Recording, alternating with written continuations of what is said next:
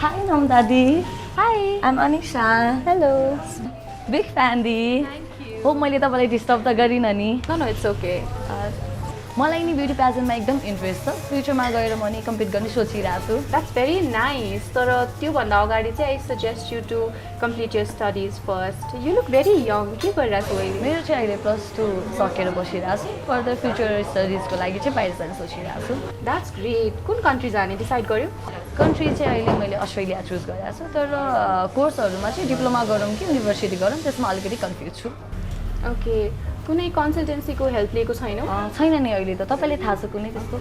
मलाई एउटा कन्सल्टेन्सी चाहिँ थाहा छ जुन चाहिँ मैले तिमीलाई रेकमेन्ड गर्न सक्छु.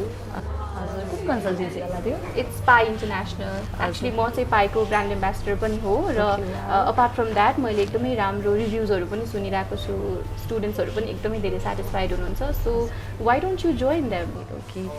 प्रोसेसको लागि चाहिँ के छ होला त्यहाँ? अब as far as I know तिमीले अस्ट्रेलियाको लागि आइएल्स र पिटी त गर्नै पर्छ होइन. उहाँहरूको क्लासेसहरू पनि रन भइरहेछ. सो एकचोटि नेक्स्ट विक म यसो पनि जाँदैछु, मेरो काम छ. Why don't you join me? हुन्छ त्यो गर्दा मलाई नि सजिलो हुनेछ. Okay, see you next week at 5. Okay हुन्छ दी. हस्, thank you. Bye. See you. Application process start गर्न तपाईले पहिला सुरु कलेज एन्ड युनिभर्सिटीको रिसर्च एन्ड सिलेक्सन गर्नुपर्ने हुन्छ.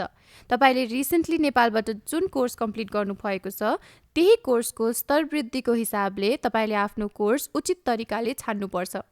तपाईले सेलेक्ट गर्नुभएको कोर्स अनुसार नै युनिभर्सिटी वा कलेज सेलेक्ट गर्नुपर्ने हुन्छ. युनिभर्सिटी सेलेक्ट गर्दा तपाईले विभिन्न क्राइटेरियाहरूलाई पनि याद गर्नुपर्ने हुन्छ, जस्तै tuition fees, scholarship, intake deadline, graduation rate etcetera. त्यसपछि तपाईहरूले अफर लेटरको लागि डकुमेन्ट्स कलेक्ट गर्नुपर्ने हुन्छ.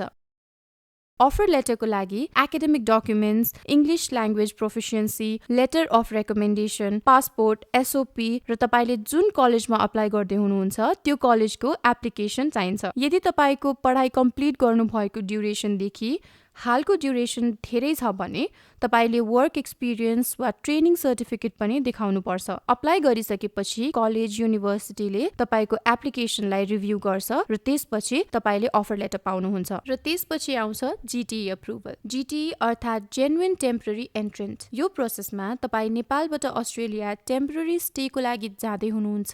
अस्ट्रेलिया गएपछि तपाईले अस्ट्रेलियाको कुनै पनि नियम कानुनको उल्लङ्घन गर्नुहुन्न र आफ्नो स्टे कम्प्लिट भएपछि नेपाल फर्किनुहुन्छ भन्ने कुरालाई दर्शाउँछ. जिटिई अप्रुभल तपाईलाई तपाईले अप्लाई गर्नुभएको कलेजले प्रदान गर्छ. यसको लागि तपाईले विभिन्न डकुमेन्ट्स जस्तै acceptance of offer letter, official IELTS score, academics, birth registration certificate, passport, property valuation, land ownership certificate, sponsorship, annual income sheet which is more than 25 lakhs per year, relationship verification, bank statement, education loan र अन्तिममा final जिटिई SOP चाहिन्छ.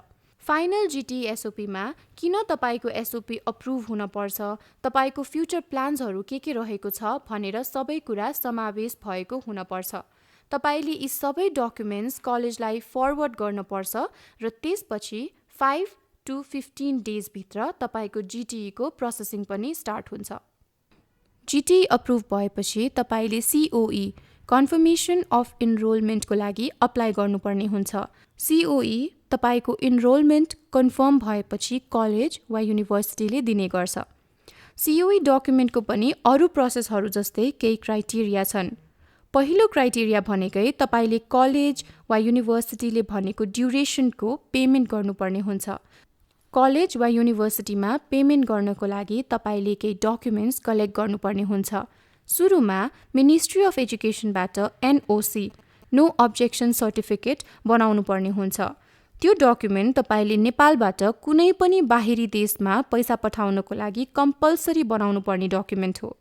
दोस्रो भनेको तपाईले नेपालको ब्याङ्कबाट Swift payment गर्नुपर्ने हुन्छ. तपाईले पेमेन्ट गर्दा विभिन्न डकुमेन्ट्स र एनओसी लगेर पेमेन्ट गर्नुपर्ने हुन्छ. अन्तिममा तपाईले कलेजलाई सीओई को रिक्वेस्ट गर्नुपर्ने हुन्छ र सीओई को रिक्वेस्ट गर्दा तपाईले proof of tuition fee payment send गर्नुपर्ने हुन्छ. त्यसपछि तपाईले तपाईको सीओई अप्रुभलको वेट गर्नुपर्ने हुन्छ. सीओई अप्रुभ भएपछि अन्तिम प्रोसेस भनेको भिजा एप्लिकेसन हो. भिजा एप्लिकेसन प्रोसेसको लागि तपाईँले पहिला भिजा एप्लिकेसन फर्म भर्नुपर्छ र साथै भिजा अप्लाई गर्दा चाहिने डकुमेन्ट्सहरू कलेक्ट गर्नुपर्ने हुन्छ। सबै डकुमेन्ट्स कलेक्ट गरेपछि तपाईँले त्यो डकुमेन्ट्स PDF भर्जनमा अपलोड गरेर भिजा अप्लाई गर्नुपर्ने हुन्छ र भिजा एप्लिकेसन फीको पेमेन्ट पनि गर्नुपर्ने हुन्छ।